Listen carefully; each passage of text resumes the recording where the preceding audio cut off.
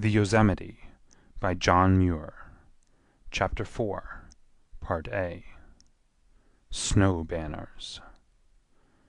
But it is on the mountain tops, when they are laden with loose, dry snow and swept by a gale from the north, that the most magnificent storm scenery is displayed.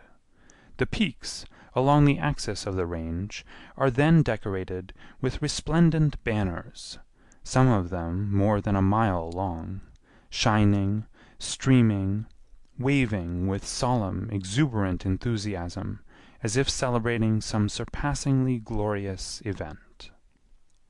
The snow of which these banners are made falls on the high Sierra in most extravagant abundance, sometimes to a depth of 15 or 20 feet, coming from the fertile clouds not in large angled flakes, such as one oftentimes sees in Yosemite, seldom even in complete crystals, for many of the starry blossoms fall before they are ripe, while most of those that attain perfect development as six-petaled flowers are more or less broken by glinting and chafing against one another on the way down to their work.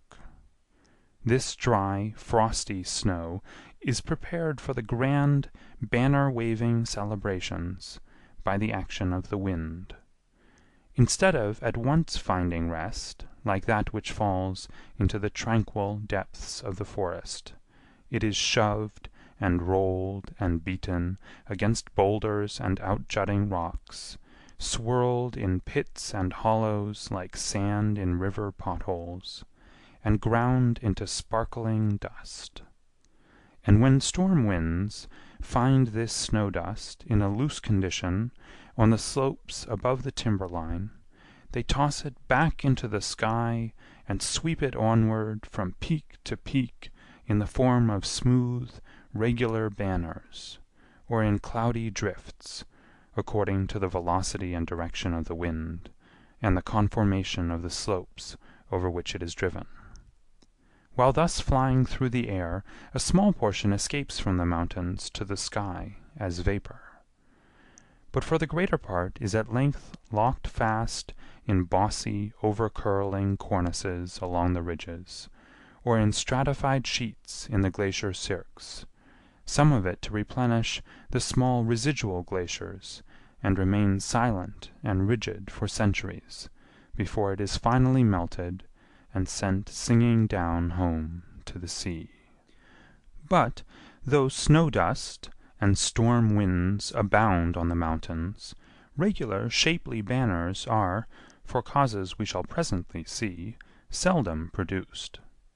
During the 5 winters that I spent in Yosemite, I made many excursions to high points above the walls in all kinds of weather, to see what was going on outside. From all my lofty outlooks I saw only one banner storm that seemed in every way perfect.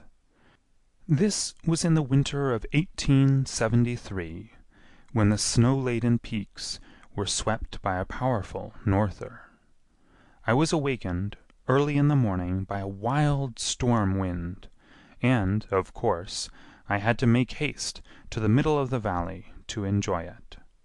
Rugged torrents and avalanches from the main wind flood overhead were roaring down the side cañons and over the cliffs, arousing the rocks and the trees and the streams alike into glorious, hurrahing enthusiasm, shaking the whole valley into one huge song. Yet, inconceivable as it must seem, even to those who love all nature's wildness, the storm was telling its story on the mountains in still grander characters. A Wonderful Winter Scene. I had long been anxious to study some points in the structure of the ice hill at the foot of the upper Yosemite Fall, but, as I have already explained, blinding spray had hitherto prevented me from getting sufficiently near it. This morning the entire body of the fall was oftentimes torn into gauzy strips and blown horizontally along the face of the cliff, leaving the ice hill dry. And, while making my way to the top of Fern Ledge, to seize so favorable an opportunity to look down its throat, the peaks of the Merced group came in sight over the shoulder of the South Dome, each waving a white glowing banner against the dark blue sky, as regular in form and firm and fine in texture as if it were made of silk. So rare and splendid a picture, of course, smothered everything else, and I at once began to scramble and wallow up the snow-choked Indian Cañon to a ridge about 8,000 feet high, commanding a general view of the main summits along the axis of the range, feeling assured I should find them bannered still more gloriously. Nor was I in the least disappointed. I reached the top of the ridge in 4 or 5 hours, and through an opening in the woods the most imposing windstorm effect I ever beheld came full in sight. Unnumbered mountains rising sharply into the cloudless sky, their bases solid white, their sides plashed with snow like ocean rocks with foam, and on every summit a magnificent silvery banner, from 2,000 to 6,000 feet in length, slender at the point of attachment and widening gradually until about 1,000 or 1,500 feet in breadth, and as shapely and as substantial looking in texture as the banners of the finest silk, all streaming and waving free and clear in the sun-glow, with nothing to blur the sublime picture they made. Fancy yourself standing beside me on this Yosemite ridge. There is a strange, garish glitter in the air, and the gale drives wildly overhead, but you feel nothing of its violence, for you are looking out through a sheltered opening in the woods, as through a window. In the immediate foreground there is a forest of silver fir, their foliage warm yellow-green, and the snow beneath them strewn with their plumes, plucked off by the storm.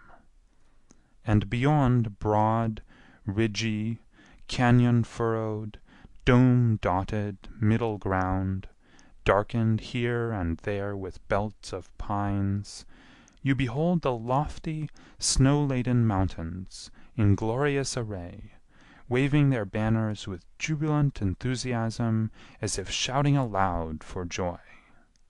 They are 20 miles away, but you would not wish them nearer, for every feature is distinct and the whole wonderful show is seen in its right proportions, like a painting on the sky.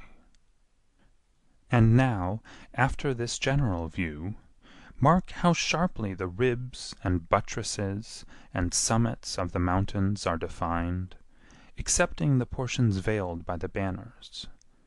How gracefully and nobly the banners are waving in accord with the throbbing of the wind flood. How trimly each is attached to the very summit of its peak, like a streamer at a masthead. How bright and glowing white they are, and how finely their fading fringes are penciled on the sky. See how solid white and opaque they are at the point of attachment, and how filmy and translucent toward the end, so that the parts of the peaks past which they are streaming look dim as if seen through a veil of ground glass. And see how some of the longest of the banners, on the highest peaks, are streaming perfectly free, from peak to peak, across intervening notches or passes, while others overlap and partly hide one another. As to their formation, we find that the main causes of the wondrous beauty and perfection of those we are looking at are the favorable direction and force of the wind, the abundance of snow dust, and the form of the north sides of the peaks. In general, the north sides are concave in both their horizontal and vertical sections, having been sculptured into this shape by the residual glaciers that lingered in the protecting northern shadows, while the sun-beaten south sides, having never been subjected to this kind of glaciation, are convex or irregular. It is essential, therefore, not only that the wind should move with great velocity and steadiness to supply a sufficiently copious and continuous stream of snow dust, but that it should come from the north. No perfect banner is ever hung on the Sierra peaks by the south wind. Had the gale to-day blown from the south, leaving the other conditions unchanged, only swirling, interfering, cloudy drifts would have been produced; for the snow, instead of being spouted straight up and over the tops of the peaks in condensed currents to be drawn out as streamers, would have been driven over the convex southern slopes from peak to peak like white, pearly fog.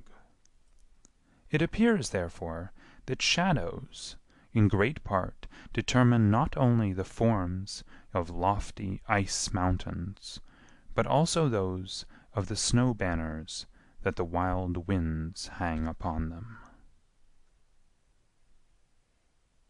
End of Chapter 4, Part A.